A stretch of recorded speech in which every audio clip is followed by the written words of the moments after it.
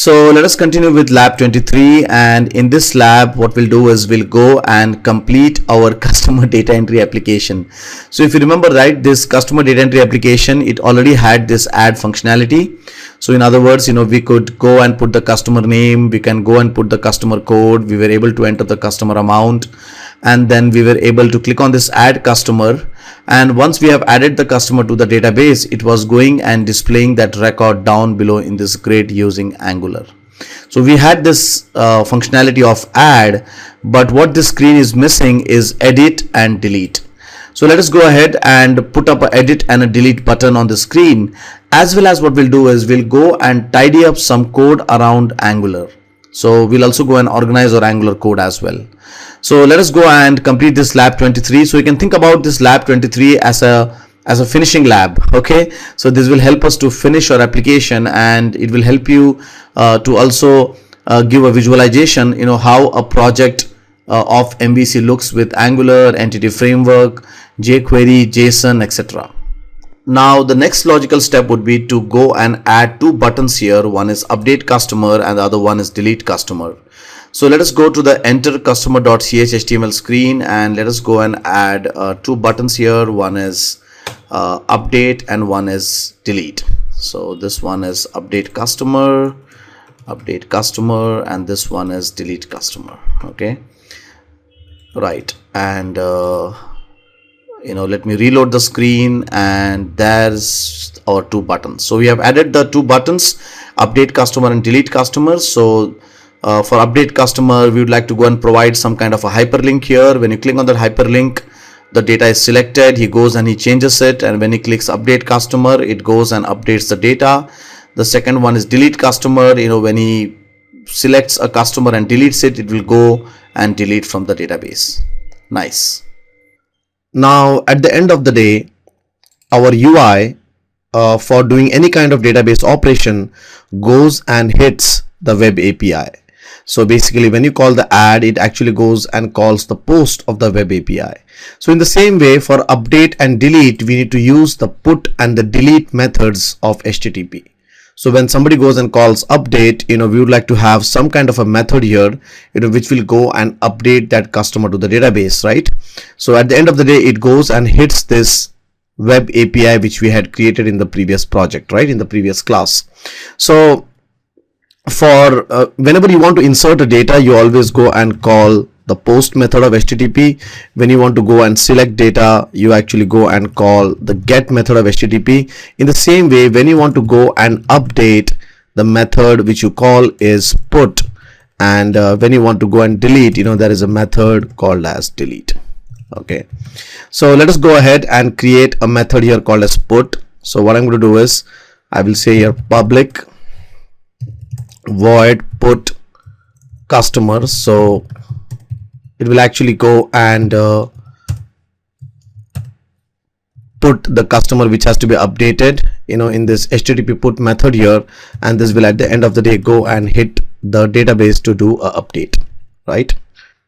Now if you remember, right, our screen is in such a way that whenever you do any kind of operation, any kind of database operation, we want him to return the list, so that we can show the current data inside the grid, right? So whenever he does an add, it actually goes and returns a list.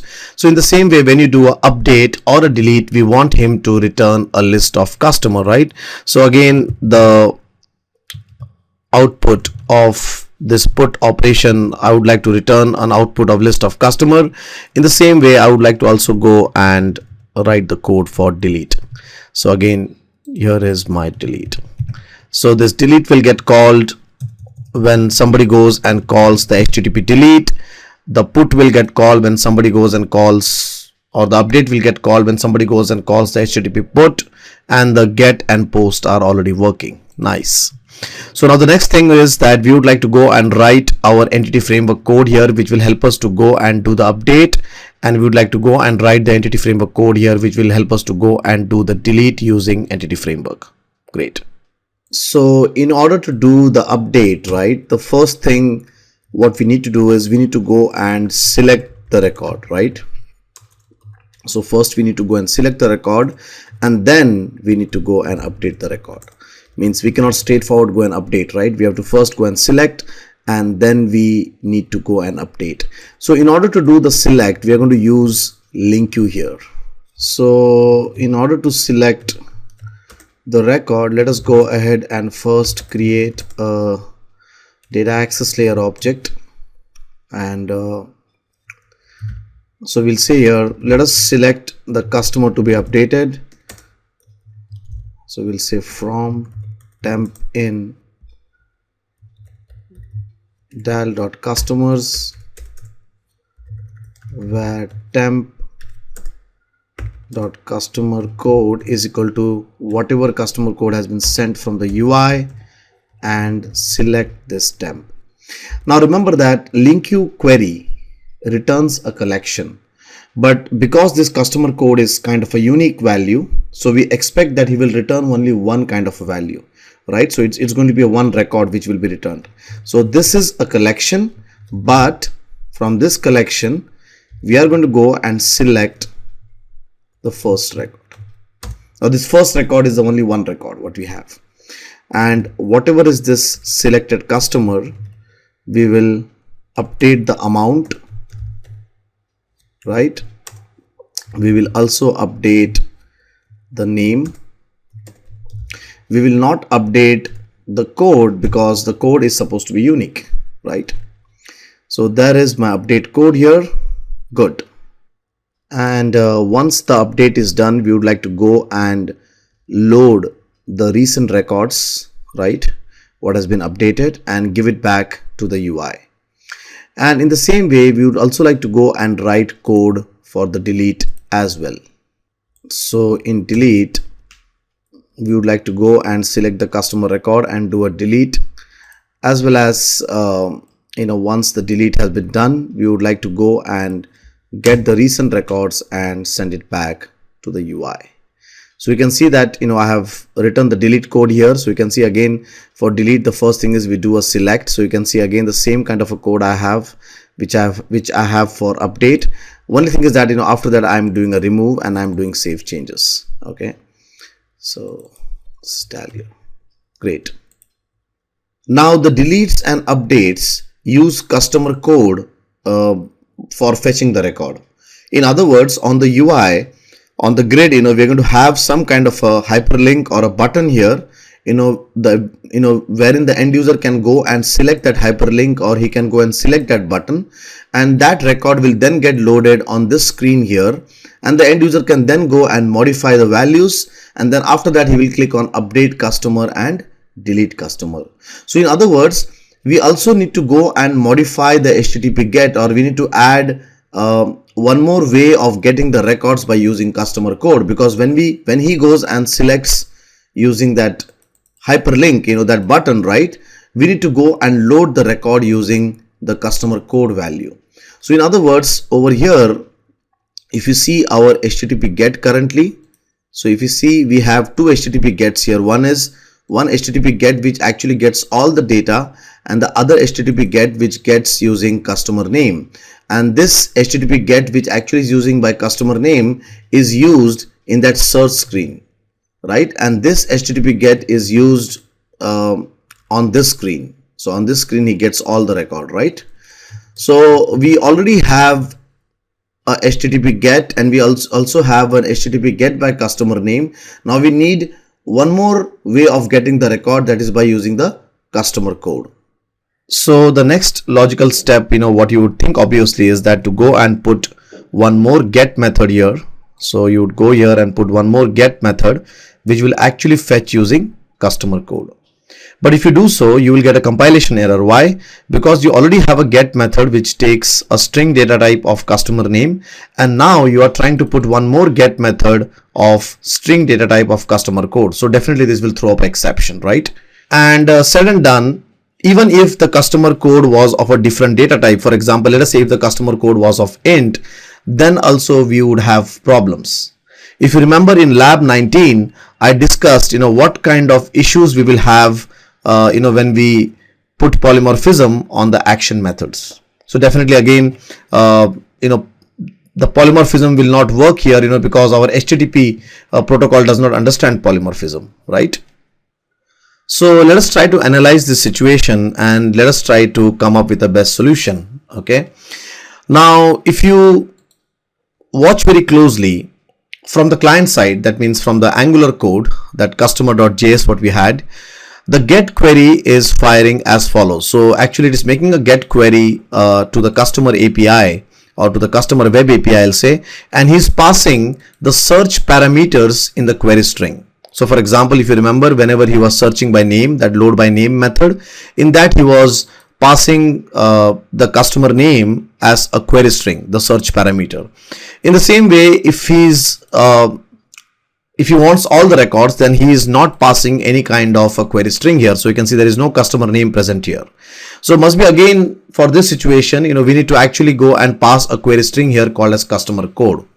So in other sense, if you think from the left hand side, that means from the Angular side or from the client side, I'll say, they are passing the search parameters via the query string. So when they want to get all the records of the customer, there is no query string passed.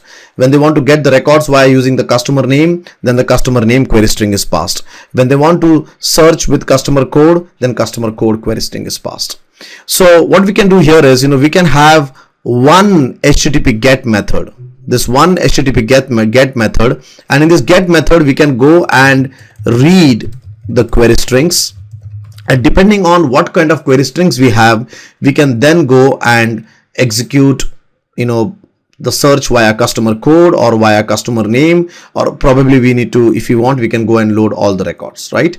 So rather than having different overloaded get methods, or rather than getting into the complications of polymorphism, what we can do is at this moment, we can go ahead and write a simple if condition here at this moment. So we read the query string, we do a if condition, and we say, okay, if I get customer name, then go and load by customer name. If I get customer code, go and load by customer code. If I don't get any one of these query strings, then go and load all the customer data.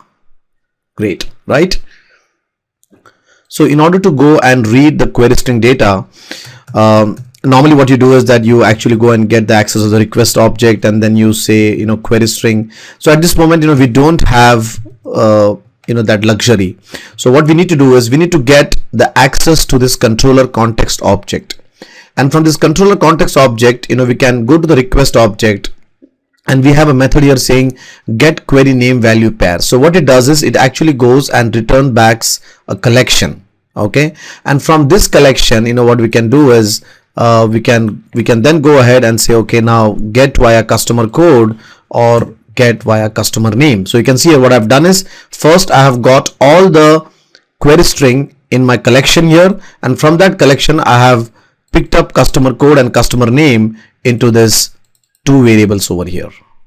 So now I'll say the following. So what I'll do is I'll say, okay, this is the list of customer what we have.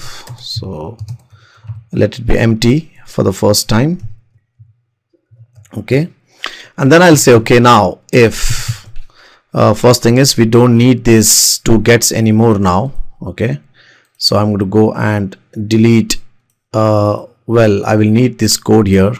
So this code I will copy, but I definitely don't need both of these gets at this moment. So I'm going to go and delete it. So there's going to be only one get. Okay. And what this get will decide is, depending on what kind of query string is passed. So for example, if customer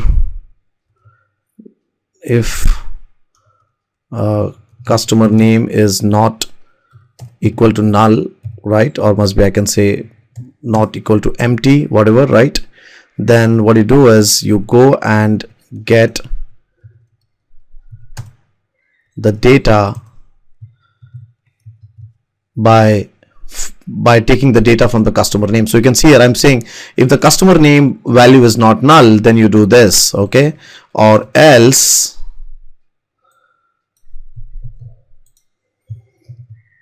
if customer code is not null, then you do this. So very simple if condition. Definitely we can improvise on this. Definitely we can put polymorphism internally if you want, right? But for now, let me keep it simple. You will at least get an idea that how to work around multiple data which comes from the get, and finally, else if actually it is, so else if, right? And finally, if there is nothing, then I'll just say else. This is what it is. Okay. Now the customer web API methods, at the end of the day, they get called from the Angular class. So if you remember, all of these customer web API methods here, that is post, get, put, delete, etc., will get called from that Angular class, that is customer.js. So over here also we should have those methods like update, delete, load by code, etc., right? So what we'll do is, let us first start with this. So let us first go ahead and write the code in Angular, which will actually go and load this customer record onto the screen here. So we're going to go and create a hyperlink. So when the end user goes and clicks on that hyperlink, this data should get loaded, right? So what we'll do is, let us go to this class here and let us write a simple method. So we're going to go and create a simple method the way we have, so the way we have this load by name here. Let us go and create one more method here called as load by code. Okay, so this method here will load by using the customer code. So over here, whatever is the selected record, the customer code will get passed here, and this customer code will be sent via the query string to the server, right? And onto the server, if you remember the logic, so onto the server, when he gets the customer code, it will actually go and select the data as per customer code. Great. Now let us go to the screen. Let us go to the UI part. So from the UI part, we need to go and invoke this load by code method, right? So let us go to enter customer.cshtml. So let us go over there, and in this, what we will do is, we will go and add a hyperlink to every row. So very quickly over here, let us go and add a TD. So I'm going to go and add a TD here, right? So in this TD, I'm going to go and have an anchor tag. Now this anchor tag will not go directly. It's going to go via the methods of the Angular to load the data. So I'm going to just put a hash here, and here I will say click here, or select must be. So as soon as he goes and clicks on the select, it will actually go and call this method here. So if you remember, we had coded this method load by code. So I will say here, okay, ng click, right, on this, click off this hyperlink, go and call load by code, and in that pass in cust.customer code value, right? So let us go ahead and call. So there it is. So that's the right property. Yes. So you can see here what I'm saying here. I'm saying, okay, load by code. Okay. So call this method load by code, which is actually this. And in this, the value which you are passing, ensure that that value is the current customer code which is selected. So you can see here when I'm doing this ng repeat, so I'm saying here cust.customer code. Okay, so let us go ahead and see that if this thing is working or not. So let me do a control F5. Let us see that if this code is working.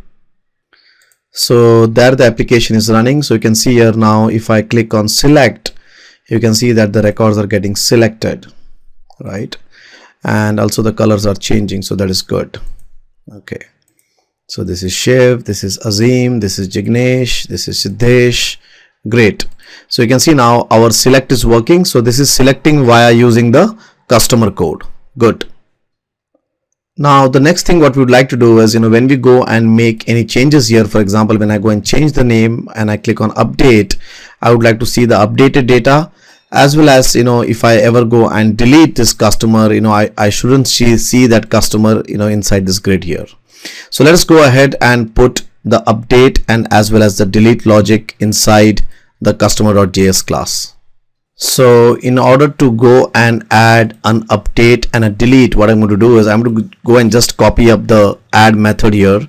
So what I'll do is I'm going to go and copy up this add method. So because the code of the add, update and delete are almost same, only what changes is the method name, right? So let me go ahead and say, okay, this is update and this is delete.